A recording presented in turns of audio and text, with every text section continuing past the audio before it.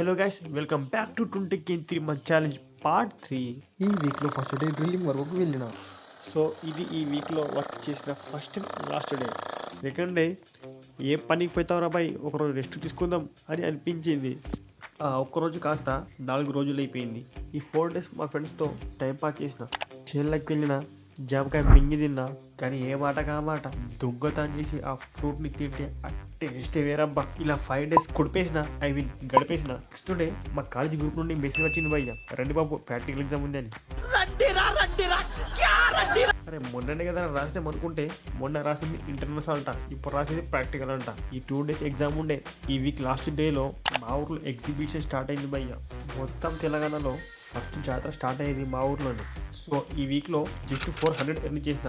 ఇంకా 9 weeksలో 16,800 ఎర్న్ చేయాలి. మా ఊర్లో ఉన్న జాతర 6 days ఉంటుంది. అంటే నెక్స్ట్ వీక్ కూడా దొబ్బినట్టే.